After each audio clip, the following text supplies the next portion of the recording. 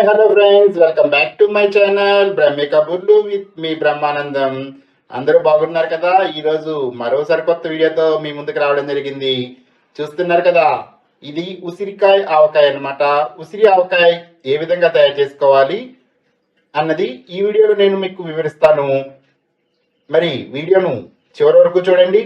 నచ్చితే లైక్ చేయండి, తెలిసిన వారితో షేర్ చేయండి. మన ఛానల్ను ఎప్పటి వరకు సబ్స్క్రైబ్ చేయకపోతే తప్పకుండా సబ్స్క్రైబ్ చేయండి. ఇక వీడియోలోకి వెళ్ళిపోదాం పదండి.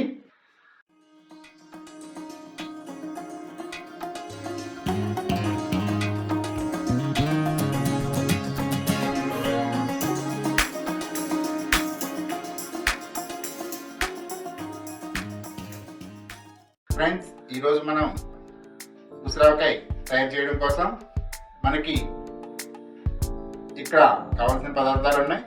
అవి ఉసిరికాయలు 1/2 కేజీ, కారం 100 గ్రాములు, ఆవాలు 50 గ్రాములు, వెల్లుల్లిపాయలు 3, చింతపండు 50 గ్రాములు, మెంతులు 1 స్పూన్, నిమ్మకాయలు 2, వేరుశనగ నూనె 1/2 కేజీ. ఇవి మనకి కావాల్సిన పదార్థాలు. మనం ఇప్పుడు పచ్చడి తయారీ చూద్దాం. ఫ్రెండ్స్, ముందుగా మనం ఉసిరికాయలన్నింటినీ శుభ్రంగా నీటితో కడిగి ఆ తర్వాత ముచ్చికలు తీసేయాలి. ముచ్చికలు తీసేసి వాటిని ఆరబెట్టిన తర్వాత ఇప్పుడు మీకు వీడియోలో చూపిస్తున్న విధంగా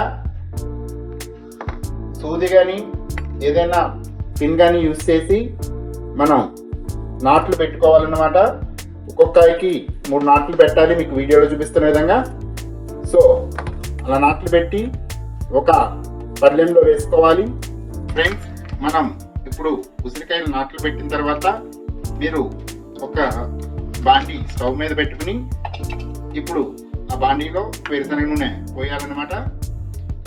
ఇప్పుడు వేరుశనగ నూనె కాగుతుంది. ఇది కాగిన తర్వాత మనం ఏవైతే నాట్లు పెట్టుకున్నామో ఆ ఉసిరికాయలను మనం వేయించాలి. ఆ విధంగా బాండీలో వేసి మనం వేపుకోవాలి. అవి ఏ కలర్ వచ్చే వరకు వేపాలో మీకు కలర్ వచ్చిన తర్వాత చూపిస్తాను.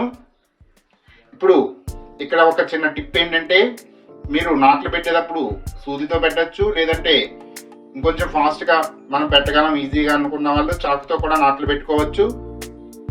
ఆ విధంగా నాట్లు పెట్టడం వల్ల బాగా ఫ్రై అవుతాయి అన్నమాట మనకి ఉసిరికాయ అన్నది. మీరు ఈ ఉసిరికాయలను మన గులాబ్ జామున్స్ మనం ఏదైతే ఫ్రై చేస్తామో అదే విధంగా ఆ కలర్ వచ్చే వరకు కూడా మీరు ఫ్రై చేసుకోవాలి. నేను ఆ కలర్ వచ్చిన తర్వాత కూడా మీకు చూపిస్తాను. ఫ్రెండ్స్, చూస్తున్నారు కదా, ఈ విధంగా మనకి గులాబ్ జామున్ కలర్ రావాలన్నమాట ఉసిరికాయలు అనేవి. ఈ కలర్ వచ్చిన తర్వాత మనకి వేగినట్టే. ఇప్పుడు మనం ఈ బాండీ నుంచి వీటిని తీసి మిగిలిన వాటిని కూడా వేపుకోవాలి.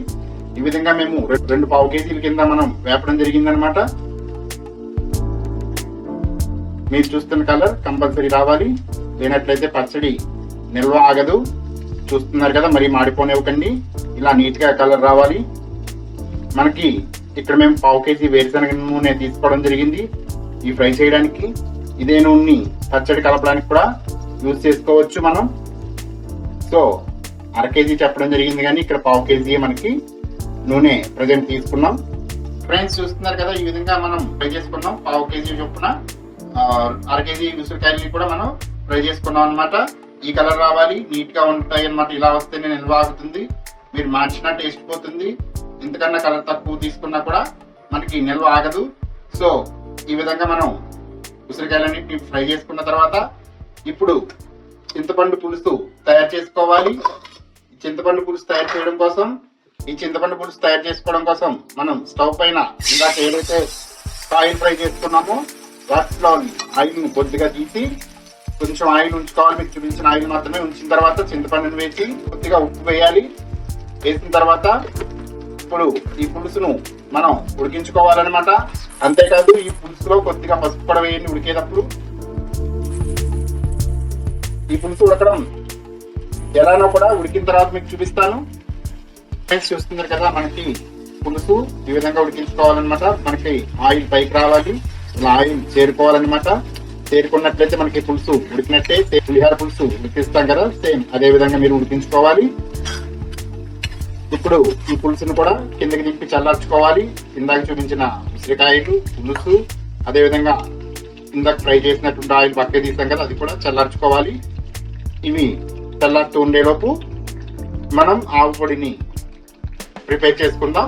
ఆవాలు పౌడర్ కొట్టాలి. ఫ్రెండ్స్ చూస్తున్నారు కదా, ఈ విధంగా మిక్సీలో మనం మిక్సీ జార్లో ఆవాలు వేసుకుని పౌడర్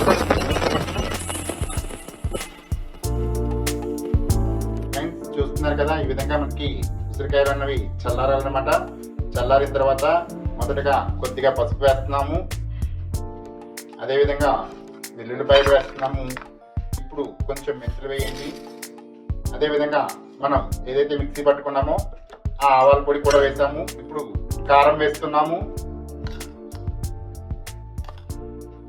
ఇప్పుడు సాల్ట్ వేయడం జరుగుతుంది. ఇక లాస్ట్ లో చింతపండు గుజ్జు వేస్తున్నాం అన్నమాట. మనం ఏదైతే ఉడికించామో ఆ చింతపండు గుజ్జు వేయడం జరిగింది. అదేవిధంగా మనం నిమ్మకాయ చూపించాం కదా, వాటి రసం ఇప్పుడు వేయడం జరిగింది.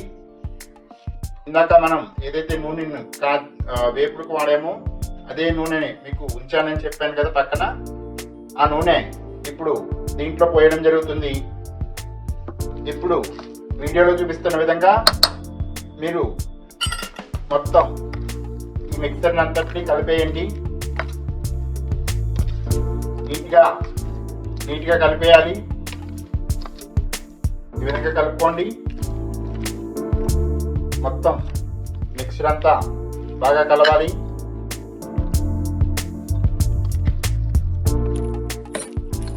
ఫ్రెండ్స్, ఈ విధంగా బాగా కలిపిన తర్వాత మనం ఒక బౌల్లోకి తీసి దీన్ని నిల్వ ఉంచాలన్నమాట. చూస్తున్నారు కదా, ఈ విధంగా నోరూరించే ఉసిరికాయ పచ్చడి మనకి రెడీ అయిపోయింది. దీన్ని మనం 3వ రోజు తిరిగి ఒకసారి మళ్ళా కలుపుకోవాలి. అలా తిరిగి కలిపిన తర్వాత దాన్ని మనం వేడివేడి అన్నంలో వేసుకుని తింటే టేస్ట్ బాగుంటుంది. మీరు ఈ విధంగా తిరిగి కలిపేటప్పుడు ఉప్పు కారం ఇంకా మీ టేస్ట్ తగ్గట్టుగా అడ్జస్ట్ చేసుకోండి. ఇందాక పావు కేజీ ఆయిల్ పక్కన ఉంచాం కదా, ఆ ఆయిల్లో కొంత అవసరం పడుతుంది. కాబట్టి దాన్ని కూడా మీరు 3వ రోజు పచ్చడిలో కలిపినప్పుడు వాడుకోండి. మీకు 3వ రోజు ఏ విధంగా తిరగ కలపాలి, అదేవిధంగా పచ్చడి ఎలా ఉంటుంది అన్నది కూడా నేను నెక్స్ట్ క్లిప్లో చూపిస్తాను.